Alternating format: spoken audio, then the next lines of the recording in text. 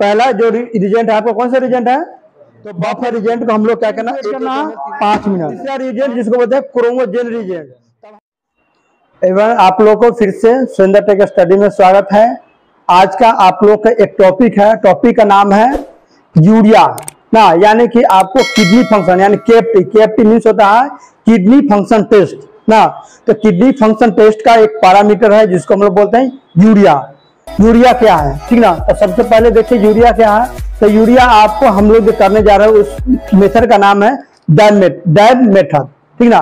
तो यूरिया क्या है, तो सबसे पहले देखिए यूरिया जो होता है आपका, यूरिया होता है कि ब्लड यानी कि ब्लड में जो सीरम होता है, क्या होता है ब्लड में जो आपका क्या होता है सीरम होता है, उसको क्या होता है अनबैलेंस हो जाता है। यानी ब्लड में जो ज्यादा सीरम जो होता है वो क्या होता है अनबैलेंस होता है, जिसके कारण क्या होता है उसमें जो अनबैलेंस जो होता है उसमें क्या होता है प्रोटीन जो फॉर्मेशन, यानी कि यूरिया में क्या होता है प्रोटीन का आपको क्या होता है फॉर्मेशन होता है, जिसमें आपको क्या होता है कैटाबॉलिज्म बनाता है। और मैंने क्या होता है ज्यादा अमाउंट में अगर आपको ज्यादा अमाउंट में यूरिया अगर बन जाता है तो हम लोग क्या करता है किडनी को क्या कहता है किडनी में प्रॉब्लम करता है, यानी कि अब नॉर्मल फंक्शन जो होता है किडनी का उसको अब नॉर्मल कर देता है।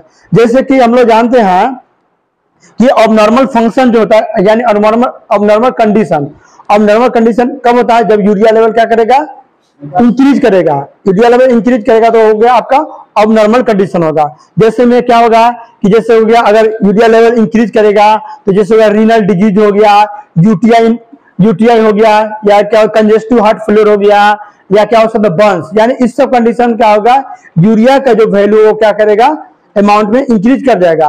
डिक्रीज कब करेगा, तो डिक्रीज करेगा जैसे कि लिवर डिजीज हो गया, या आपका कोई प्रेगनेंसी पीरियड कोई फीमेल है उस कंडीशन में क्या होगा यूरिया लेवल क्या करेगा डिक्रीज करेगा, ठीक।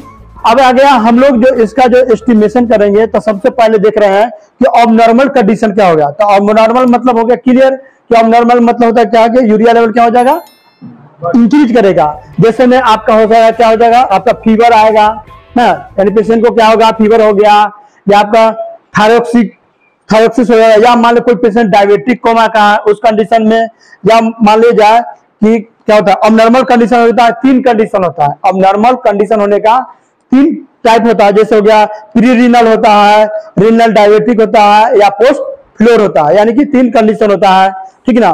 तो हम लोग देखते हैं यहाँ पे क्या देखेंगे मेथड जो देखेंगे हम लोग एस्टिमेशन कौन सा डैम मेथड। इसमें जो रिएक्शन होता है तो इसमें सबसे पता होना चाहिए पहले कि यहाँ पर जो यूरिया करने के लिए आपको क्या चाहिए स्पेसिमेन में सीरम चाहिए, यानी कि इसमें हम लोग को सीरम का जरूरत पड़ता है।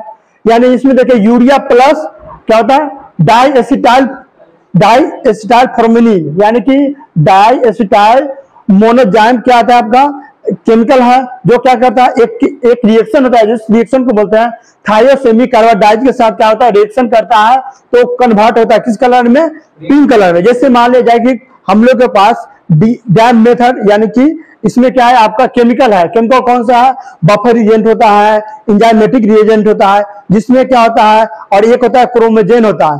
तीनों केमिकल क्या होता है हम लोग जब उसमें सीरम को रिएक्शन करवाते हैं तो तीनों सीरम क्या करेगा उसको रिएक्शन करके और पिंक कलर में क्या करेगा वो कन्वर्ट हो जाएगा, कलर कन्वर्ट हो जाएगा पिंक कलर में। जब पिंक कलर में जब कलर कन्वर्ट हो जाएगा तो उसका ऑप्टिकल डेंसिटी के लिए हम लोग क्या करते हैं फोटोमीटर पे जाते हैं और सबसे पहले 3 ट्यूब होता है, एक ब्लैंक होता है, एक टेस्ट होता है और एक स्टैंडर्ड होता है। तो ब्लैंक से पहले उसको क्या करते हैं 0 कर लिया जाता है, फिर स्टैंडर्ड का वैल्यू लिया जाता है और फिर टेस्ट का वैल्यू लिया जाता है। तो सबसे पहले देखिए कि इसके लिए हमको कुछ इक्विपमेंट चाहिए, यानी कि यूरिया एस्टिमेशन करने के लिए हमको कुछ इक्विपमेंट की जरूरत है। जैसे आपको इक्विपमेंट क्या चाहिए तो आपको रेड वाइल चाहिए, कौन सा रेड वाइल जिसको हम लोग क्लॉट वाइल करते हैं क्योंकि उसमें सीरम सेपरेट होगा। उसके आपको 3 ट्यूब चाहिए टेस्ट के लिए, ब्लैंक के लिए और स्टैंडर्ड के लिए। उसके बाद आपको डैम मेथड रिजेंट चाहिए, जैसे कि आपको रिजेंट में क्या चाहिए बफर रिजेंट चाहिए जिसको हम लोग बोलते हैं आरएन बोलते हैं, फिर आपको एंजाइमेटिक रिजेंट चाहिए, फिर आपको क्रोमोजेन रिजेंट चाहिए और डैम स्टैंडर्ड चाहिए, यानी इतना आपको रिजेंट चाहिए। उसमें स्पेसिमेन में आपको क्या हो गया प्लेन वाइल जिसको रेड टॉप ट्यूब बोलते हैं, उसमें आपको सिंपल लेना है और सेंट्रीफ्यूज करके सीरम को सेपरेट करना है।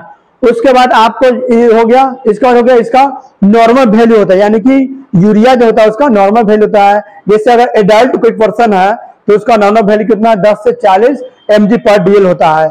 अगर कोई चाइल्ड है, चाइल्ड यानी एट बर्थ या कोई बच्चा जन्म लिया और 10 साल तक है, उसका जो नॉर्मल वैल्यू होगा आपका 4 से लेकर 16 mg यानी 4 to 16 यानी कि क्या होता है mg/dl उसका क्या होगा वैल्यू होगा।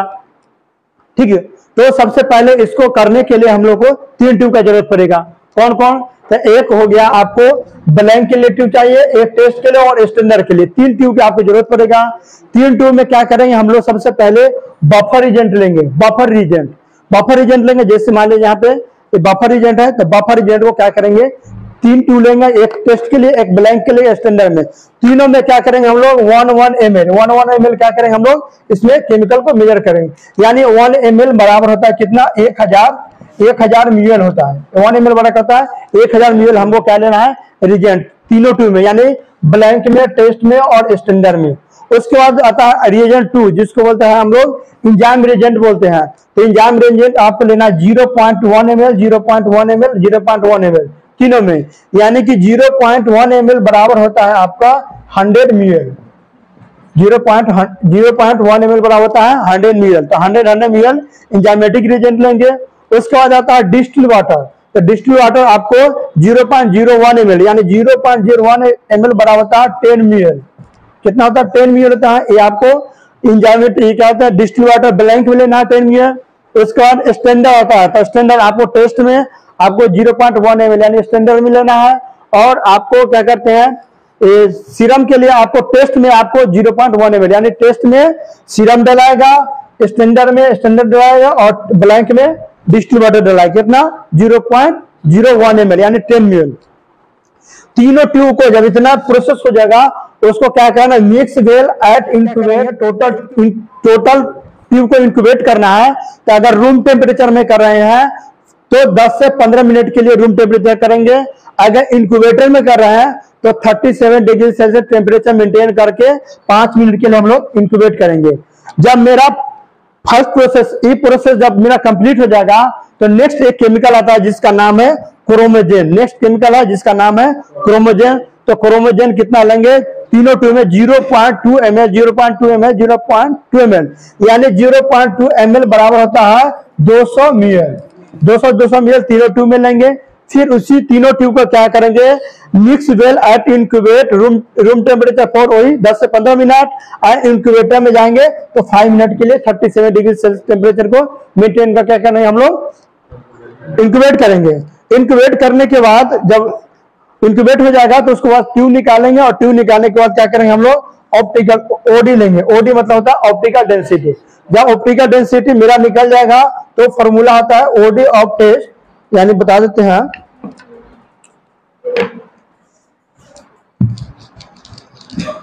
यानी कि अगर पूरा रीडिंग हो गया तो आगे जैसे मान लीजिएगा टेस्ट का वैल्यू, यानी टेस्ट का वैल्यू मान लीजिए आपको 0.25 आया है ना, तो उसके बाद मानते हैं स्टैंडर्ड।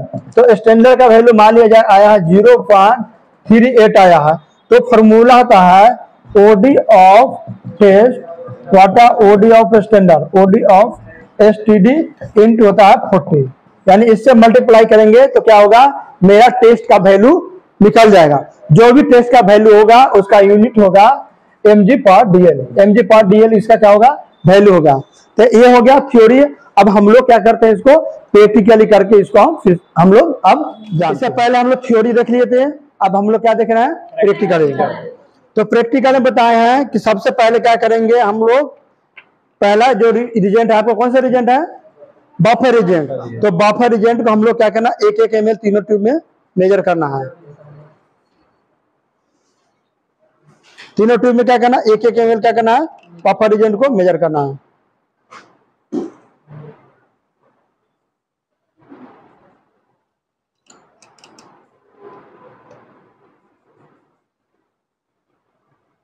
देखो तीनों ट्यूब में क्या किया है 1-1 ml क्या किया बफर एजेंट को ले लिया है। अब यहाँ पे क्या करना आपको मार्क करना है ना, दो देखिए मार्क करना है। तो मार्क करना तो यहाँ पर मान लीजिए पहला आप ब्लैंक हो गया, फिर टेस्ट हो गया, फिर स्टैंडर्ड हो गया। तो पहले बताया जो ब्लैंक होगा उसमें क्या रखना है डिस्टिल वाटर रखना है 10 ml। डिस्टिल वाटर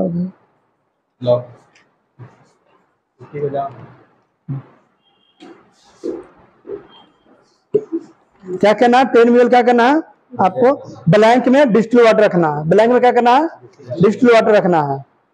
तो ब्लैंक में देखिए डिस्टिल वाटर क्या किया, रख दिया है। अब क्या करना है, इस टेस्ट के लिए आपको क्या लेना है, सैंपल लेना है। तो टेस्ट के लिए आपको सैंपल कितना लेना है, 10 ml। 10 ml लिए क्या सैंपल।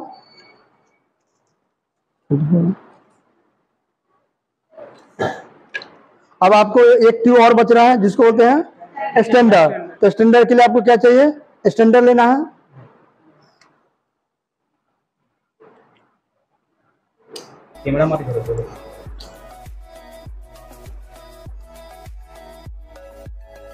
स्टैंडर्ड कितना लेना है, 10 ml। तो हम इसमें क्या किया, स्टैंडर्ड मिला दिया। अब देखो तीनों ट्यूब हो गया, ये हो गया स्टैंडर्ड हो गया, और ये क्या हो गया, टेस्ट हो गया, और ये हो गया आपका ब्लैंक। और तीनों ट्यूब क्या हो गया, आप मिक्स हो गया। अब इसको क्या करें, इंक्यूबेट के लिए रखेंगे इंक्यूबेटर में। 5 मिनट हो गया। अब इसको क्या करेंगे हम लोग, इंक्यूबेट के लिए रखेंगे कहाँ, इंक्यूबेटर में। तो आइए हम लोग इंक्यूबेटर में रखते हैं। अच्छा तो देखो ऑन कर दीजिए, और इसको क्या करना है, यहाँ पे ऑन करना है।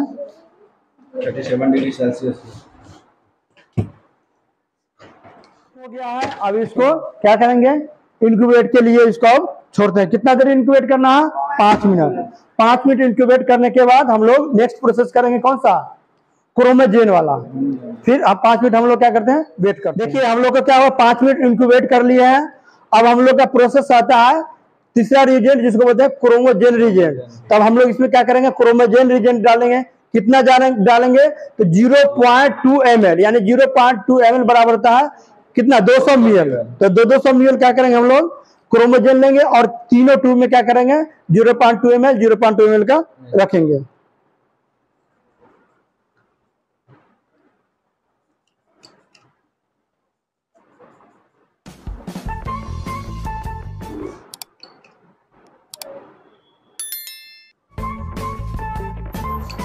तीनों में क्या किए, मिक्स कर दिए।